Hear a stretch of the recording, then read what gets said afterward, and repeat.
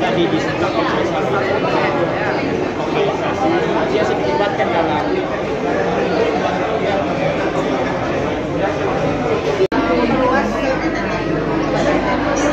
ini yang satu ini kader PAUD dengan kita kader PKS.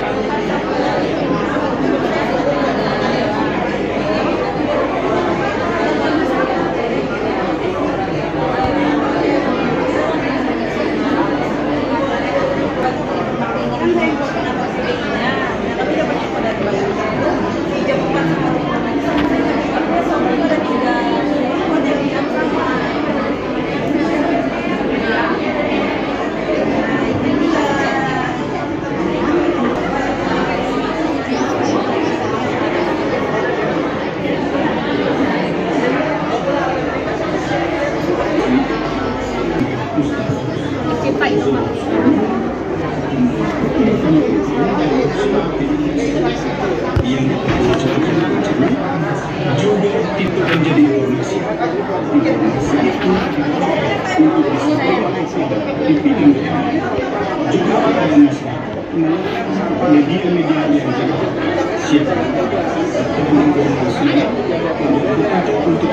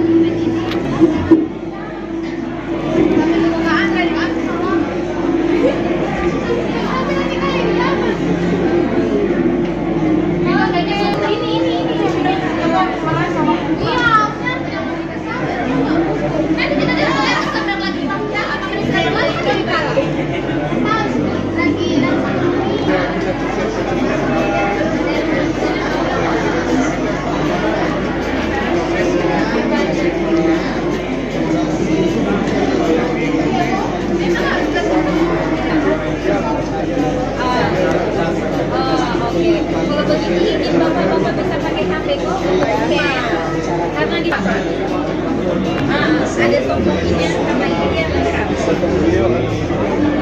Silakan Bapak. Sekarang tadi lagi tadi sampai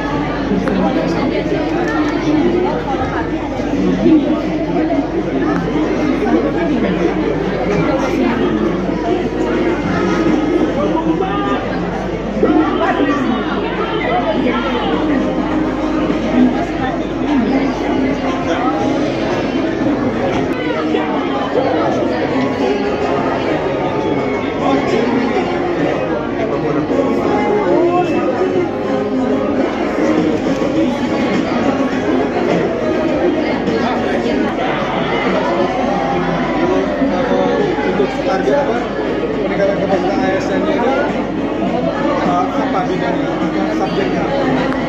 Jadi ini kan berfokus pada implementasi undang-undang OTT sehingga kita merasa perlu melatih kemampuan dan kapasitas dari ASN berencana. Jadi kita sebagai apa yang kemudian disasar juga kepada pemilih wajib dan diharapkan dengan adanya peningkatan kapasitas dari kasih program dan pemerintahnya ada program yang bisa prioritas tepat sasaran pada kebutuhan Kita selalu bekerjasama dengan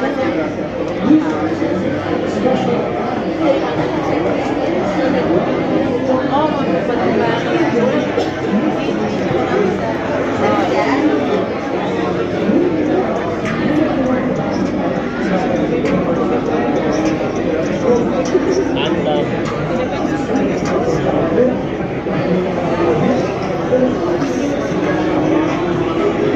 kita dapat dari Disdasnas, data kemiskinan kita dapat dari Susnas. Nah, kemudian apakah kita bisa melihat siapa saja yang bisa diintervensi di Susnas, di Disdasnas? Tidak bisa. Kalau kita lihat di situ data kesejahteraan, kemudian bisa menunjukkan data-data kelompok rentan, tetapi kita tidak bisa lihat di mana mereka, siapa melakukan updating. Kalau dia dipilih sebagai salah satu sampel di dalam pemutakhiran tersebut. Tetapi tidak semua populasi yang ada di dalam P3K itu dipilih untuk dimutakhirkan. Kemudian data Dukcapil. Nah, data Dukcapil sebenarnya sudah relatif cukup besar ya, dan itu menyangkut seluruh penduduk Indonesia. Penduduk Indonesia pun melakukan updating kalau terjadi perpindahan. Pindah, ya diam-diam aja pindah. Ya pasti seperti itu. Atau bagaimana kematian? Untuk melakukan pemutakhiran nggak akan dilakukan. Pemutakhiran ini bisa kita lakukan secara lebih baik lagi, secara lebih baik. Jadi ini saya kira sudah ya. Jadi kita sudah banyak sekali mempunyai data. Data mikro adalah tadi data yang memang. Selamat siang Pak Kapolres. Terkait Festival Forum Kawasan Indonesia Timur ini terjadi di Kota Kupang untuk beberapa hari. Tamu-tamu kita dari berbagai daerah ada di sini Bapak. Ya. Terkait dengan pengamanan seperti apa yang dilakukan Bapak untuk kenyamanan tamu-tamu kita di Kota Kupang. Baik, saya rasa dengan adanya kegiatan forum komunikasi kawasan Timur Indonesia yang dilaksanakan di Kota Kupang ini menunjukkan bahwa Kota Kupang ini sudah berada pada posisi di mana sudah diperhitungkan.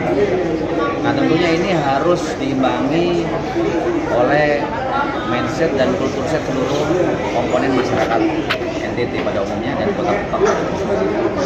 Saya sebagai penanggung jawab di bidang Kamtibmas tentunya perlu memberikan jaminan bahwa Kota Kupang adalah kota yang aman, kota yang nyaman, di mana semua aktivitas masyarakat dan pembangunan bisa berjalan dengan baik. Nah, ini menjadi sebuah hal yang harus diperhatikan oleh seluruh masyarakat. Mari kita sama-sama menyadarkan diri kita bahwa Kota Kupang sudah menjadi perhatian Indonesia, pada khususnya Kota Kupang dan NTT pada umumnya. Terkait personil yang terlibat Bapak dalam rangka pengamanan ini. Nah, dalam kegiatan ini kita juga sudah berkomunikasi dengan panitia. Kita akan melakukan pengamanan mulai dari awal pelaksanaan hingga akhir kegiatan itu. Kita upayakan pengamanan secara maksimal dengan melibatkan pengamanan terbuka dan pengamanan tertutup. Harapan Bapak untuk masyarakat kita. Kita harap dengan adanya kegiatan ini, seperti saya katakan tadi, akan membuka mindset dan membangun kultur set dari masyarakat Kupang sehingga harus mulai berbenah dan kemudian juga mengikuti perkembangan di mana Kota Kupang pada posisi ini sudah menjadi perhatian tidak hanya di tingkat provinsi tetapi juga nasional. Maka perlu adanya perubahan mindset dan kultur set dari masyarakat. Demikian wawancara reporter Global 2 dengan Kapolres Kupang Kota Pak Sian Krishna. Terima kasih Pak untuk komentarnya. Dan kita bisa tunjukkan siapa saja yang miskin dan yang tidak miskin dalam hal ini. Nah, dalam hal ini BPS nanti akan menyerahkan data-datanya dan kita akan siap untuk mengelola. Dan yang paling excited adalah bagaimana kalau kita mempunyai 78 juta, aspeknya ada sosioekonomi, miskin, rentan, kelas menengah, dan yang lainnya. Dalam hal ini akhirnya kita bisa tahu kira-kira siapa saja yang memang berhak untuk menengah mereka akan jauh lebih kuat lagi. Ya. Dan ini dengan kita bisa memberikan track yang lebih jelas bagi kita untuk menuju Indonesia Emas, di mana kita memerlukan kelas menengah sekitar 60%. Ini kita bisa tahu kira-kira sekarang ini kelas menengah sudah berapa persen dan bagaimana mendorong penambahan kelas menengah ini. Karena kan saja ini yang harusnya menjadi satu program yang berkesinambungan nanti dari miskin menjadi rentan.